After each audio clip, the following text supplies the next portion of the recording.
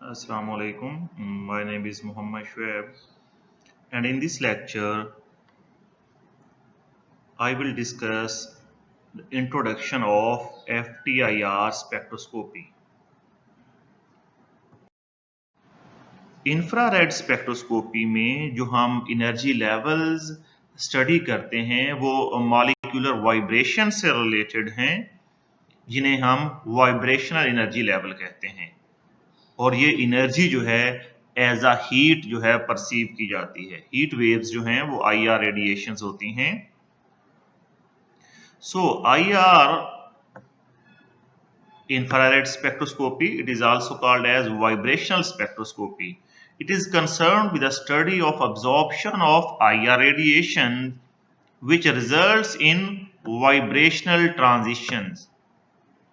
Spectroscopy का basic जो है कॉन्सेप्ट यही है कि रेडिएशंस किसी सब्सटेंस पे फॉल करेंगी और उसमें कोई ट्रांजिशंस जो हैं वो पॉसिबल होंगी। इंफ्रारेड रेडिएशंस इलेक्ट्रोमैग्नेटिक स्पेक्ट्रम का पार्ट है विजिबल और माइक्रोवेव रीजन के दरमियान।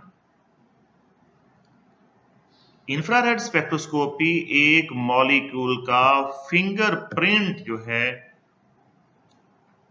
उसकी एक मखसूस जो पहचान है वो प्रोवाइड करती है, जिसकी वजह से हम सैंपल्स को कंपेयर कर सकते हैं, उनकी प्योरिटी चेक कर सकते हैं।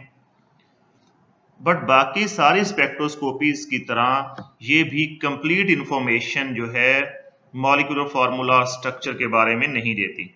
बाकी स्पेक्ट्रोस्कोपी भी यही काम करती हैं कि वो कंप्लीट इंफॉर्मेशन कोई एक स्पेक्ट्रोस्कोपी नहीं देती। इंफ्रारेड स्पेक्ट्रोस्कोपी IR स्पेक्ट्रोस्कोपी जो है स्पेसिफिकली फंक्शनल ग्रुप के बारे में बताती है, और ये सारी स्पेक्ट्रोस्कोपिक टेक्निक्स एक दूसरे के साथ बाकी टेक्निक्स के साथ मिलके कंजंक्शन में मॉलिक्यूल के स्ट्रक्चर की एक कंप्लीट पिक्चर देती है। प्रिंसिपल क्या है? बहुत से लोगों के लिए ये बात नहीं होगी कि एक कोवलेंट बॉन्ड जो है वो इस तरह वाइब्रेट करता रहता है। एक कोवलेंट बॉन्ड दो एटम्स के बीच में जो है वो कंटिन्यूसली वाइब्रेटिंग स्प्रिंग की तरह वाइब्रेट करता रहता है। और जो हम बॉन्ड लेंथ बताते हैं, जो बॉन्ड लेंथ बताई जाती है वो एवरेज बॉन्ड लेंथ होती है मीन और एक्सट्रीम पोजीशन की। तो जब ये वाइब्रेट करेगा तो इसकी फ्रीक्वेंसी भी होगी, और फ्रीक्वेंसी है तो एनर्जी भी होगी, और ये एनर्जी जो है वो इंफ्रारेड रेडिएशंस ही प्रोवाइड करती हैं। ना विजिबल, ना यूवी, ना हायर, ना लोअर स्पेक्ट्रम की जो रेडिएशंस होती हैं वो ये एनर्जी जो है वो प्रोवाइड नहीं करती, जो कि वाइब्रेशन की एनर्जी की इक्वल है। When the frequency of IR radiation is equal to the natural frequency of vibration, जो IR रेडिएशन हम फॉल करवाते हैं उसकी फ्रीक्वेंसी और इस बॉन्ड की फ्रीक्वेंसी जब मैच कर जाती है, रेजोनेंस में आ जाती है, तो हमें जो है पीक मिलती है, हमें ग्राफ मिलता है, हमें स्पेक्ट्रम मिलता है। हर बॉन्ड और पोर्शन की या फंक्शनल ग्रुप की डिफरेंट फ्रीक्वेंसी होगी, क्योंकि यूजुअली जो है उसका एनवायरनमेंट डिफरेंट होता है और एक बॉन्ड जो है वो डिफरेंट एटम्स से मिलके बना होता है। डायटोमिक मॉलिक्यूल का ये स्ट्रक्चर जो है वो इजी है, जो हमें ऊपर स्प्रिंग की फॉर्म में नजर आ रहा है। ये सिंपल बताया गया है कि IR सोर्स होगा हमारे पास, सैंपल पे फॉल करवाएंगे और जो है ट्रांसमिटेड जो रेडिएशंस जो है वो डिटेक्ट कर ली जाएंगी। As a covalent bond oscillate, covalent bond जब वाइब्रेट करता है उसका एक डायपोल मोमेंट होगा, डायपोल बनेगा, और इलेक्ट्रोमैग्नेटिक फील्ड प्रोड्यूस होगा। जितनी डाइपोल मोमेंट में चेंज आएगी उतनी ही इलेक्ट्रोमैग्नेटिक रेडिएशंस की इंटेंसिटी ज्यादा होगी। ये बॉन्ड वाइब्रेट कर रहा है, इलेक्ट्रोमैग्नेटिक रेडिएशंस जो हैं जनरेट कर रहा है। ये हमारा रेडिएशन सोर्स है जो हम खुद फॉल करवाएंगे, जो इंस्ट्रूमेंट फॉल करवाएगा ये रेडिएशन ऊपर से। जब ये मैच कर जाएंगी तो हमारे पास यहाँ पे ये ग्राफ की फॉर्म में रिजल्ट्स आ जाएंगे। When a chemical sample is exposed to action of IR light, IR radiation कहना ज़्यादा प्रॉपर है, it can absorb some frequencies and transmit the rest. कुछ frequencies absorb कर लेगा, बाकी transmit कर लेगा, उसको detector detect कर लेगा। The detector detects the transmitted frequency and reveals the absorbed frequencies. और हमें absorbed frequencies पता चल जाएंगी। बार बार एक्सपेरिमेंट करके एक डेटाबेस बना लिया जाता है कि OH जो है वो कौन सी फ्रीक्वेंसीज अब्सॉर्ब करेगा, NH कौन सी फ्रीक्वेंसीज अब्सॉर्ब करेगा, फिर उसके फैक्टर स्टडी कर लिए जाते हैं किन किन की बेस पे ये फ्रीक्वेंसी कम या ज्यादा हो सकती है। IR रेडिएशंस, इनका वेवलेंथ, इनकी एनर्जी क्या होगी। Wavelength of IR radiation is 800 nanometre to 1 millimetre.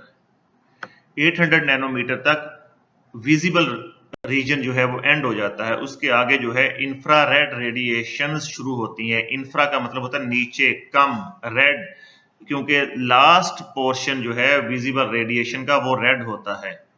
Wavelength ज्यादा है लेकिन एनर्जी कम होगी। रेड से इनकी एनर्जी जो है वो कम होगी।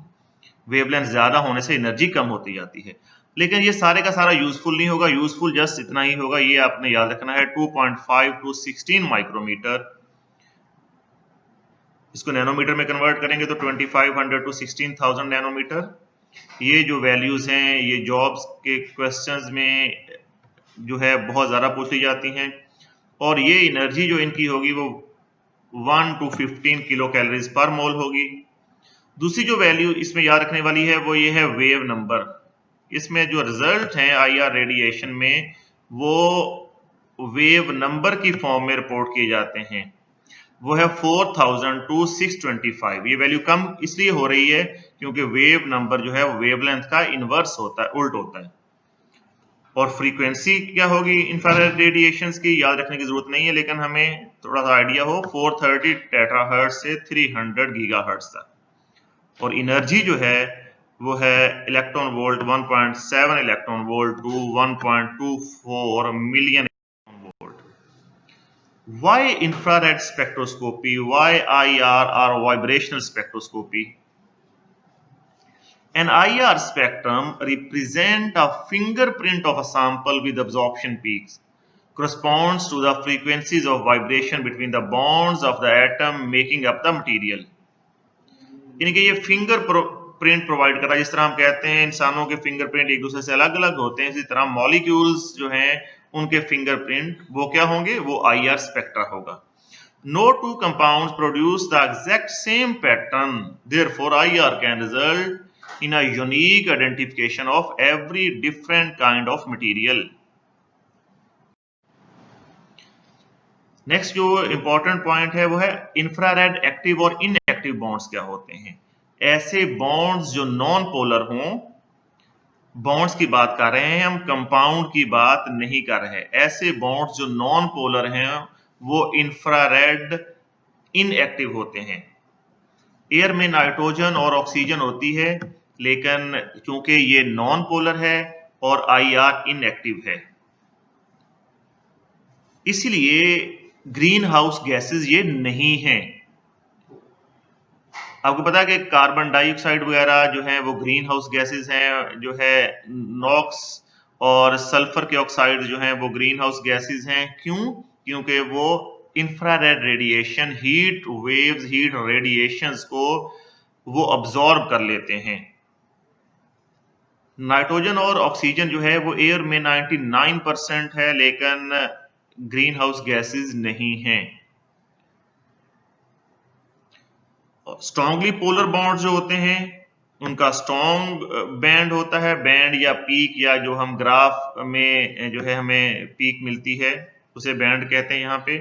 मीडियम पोलैरिटी बॉन्ड्स एंड और एसिमेट्रिक बॉन्ड, जो सिमेट्रिकल ना हो उनका मीडियम बैंड होता है, जिनकी पोलैरिटी मीडियम हो। और वीकली पोलर हो या सिमेट्रिकल बॉन्ड्स हो, वो वीक या उनका बैंड पीक जो है वो ऑब्जर्व ही नहीं होती। ये प्योरली नॉन पोलर बॉन्ड है, सिमेट्रिकल भी है, दोनों तरफ से एक जैसे एनवायरनमेंट है, तो इसका जो है बैंड या पीक ऑब्जर्व नहीं होगी। ये कार्बन कार्बन के बीच में बॉन्ड है, लेकिन जो है ये वीक होगा। C triple bond N polar ज्यादा है तो मीडियम इंटेंसिटी होगी, और कार्बन ऑयल जो कि बहुत ज्यादा पोलर है उसकी स्ट्रॉन्ग पीक या स्ट्रॉन्ग बैंड आएगा, इंटेंसिटी ज्यादा। वाइब्रेशनल मोड्स क्या होंगे? इंफ्रारेड रेडिएशन जो हैं उनके मॉलिक्यूलर वाइब्रेशंस होगी कोवलेंट बॉन्ड में, जो कि एक स्प्रिंग की तरह शो किया जा सकता है। इंफ्रारेड स्पेक्ट्रोस्कोपी उस बॉन्ड वाइब्रेशन फ्रीक्वेंसी को मेजर करती है और उससे हमें जो है बॉन्ड का पता चलता है। स्पेसिफिक बॉन्ड्स जो हैं वो स्पेसिफिक फ्रीक्वेंसीज ही अब्सॉर्ब करते हैं। ये वाइब्रेशनल मोड्स हैं, ये इंपॉर्टेंट हैं। दो तरह की प्राइमरी मोड्स जो होते हैं वो, उनमें से एक को कहते हैं स्ट्रेचिंग और दूसरे को कहते हैं बेंडिंग वाइब्रेशन। एक बॉन्ड ये सारी वाइब्रेशन शो कर सकता है। ये पहले से भी थोड़ा सा कम्प्लेक्स हो गया कि एक बॉन्ड जो है वो स्ट्रेचिंग वाइब्रेशन भी शो कर सकता है, वो बेंडिंग वाइब्रेशंस भी शो कर सकता है। नेम से शो होता है स्ट्रेचिंग। अब स्ट्रेचिंग में भी दो टाइप्स हैं। स्ट्रेचिंग में एनर्जी ज्यादा रिक्वायर्ड होगी और बेंडिंग में एनर्जी जो है वो कम रिक्वायर्ड होती है।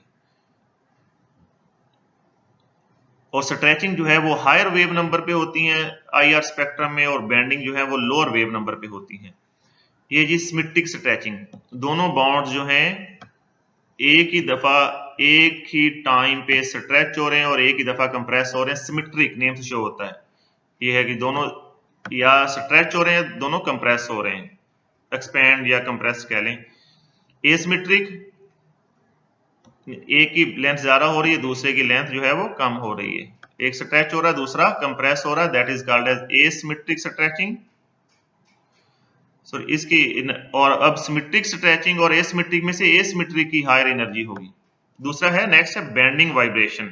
नेम से जो होता है बेंडिंग वाइब्रेशन चार तरह की है। सीजरिंग, जहां सीजर होती है, कैंची होती है, रॉकिंग, ट्विस्टिंग और वैगिंग, ये चार तरह की है।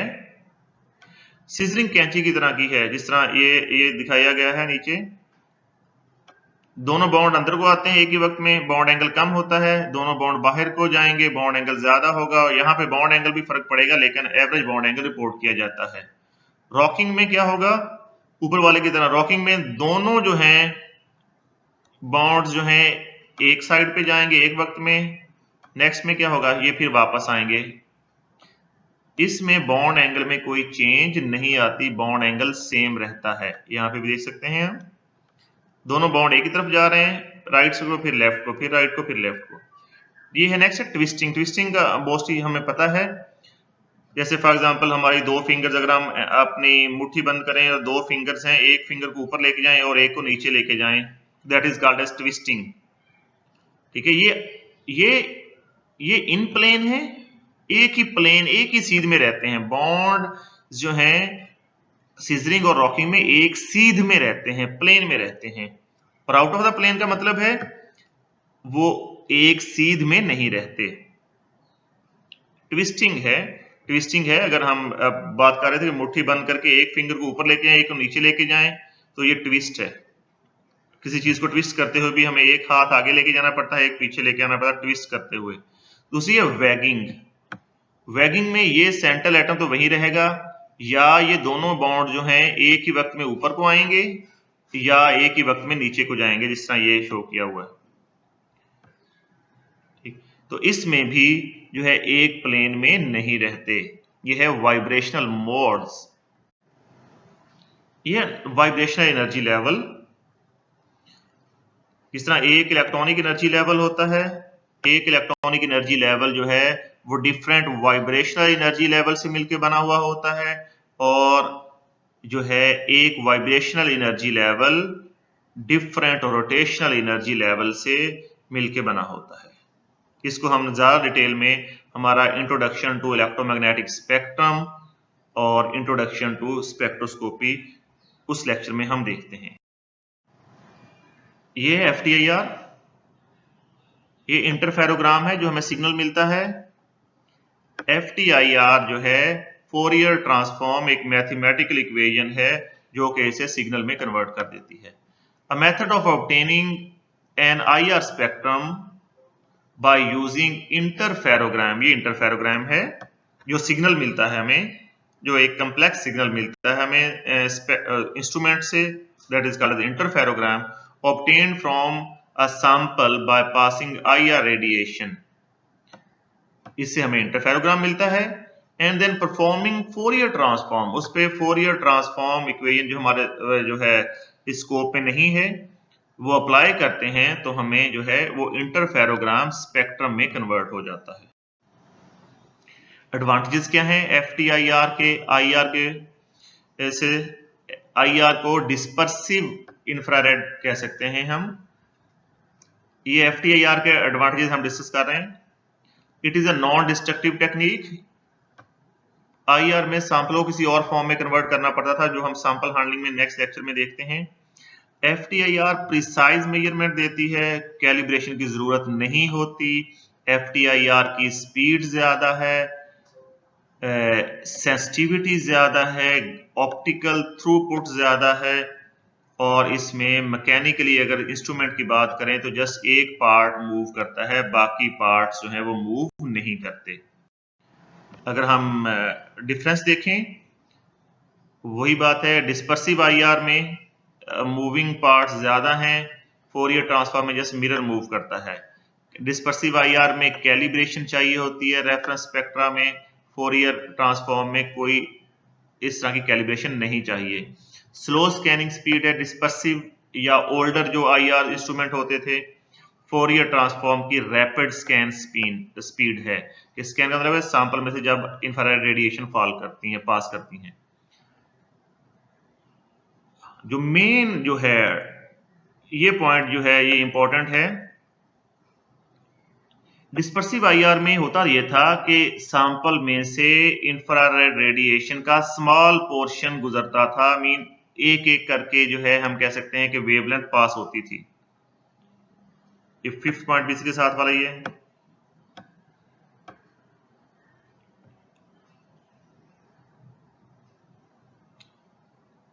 और FTIR में ऐसा नहीं होता। FTIR में क्या होता है, ये फिफ्थ पॉइंट मेन है बेसिकली।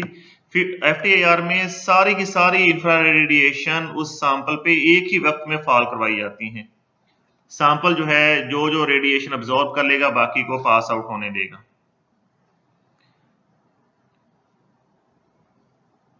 डिस्पर्सिव IR में रेडिएशन जो हैं, इंफ्रारेड रेडिएशन एक एक करके स्कैन होती थी। पहले एक रेडिएशन पास की, फिर दूसरी वेवलेंथ की, फिर तीसरी वेवलेंथ की।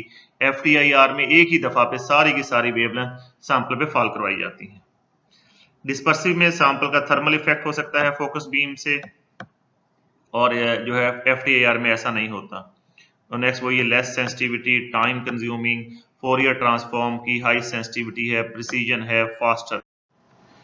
And that's all about introduction to IR or FTIR. Thank you.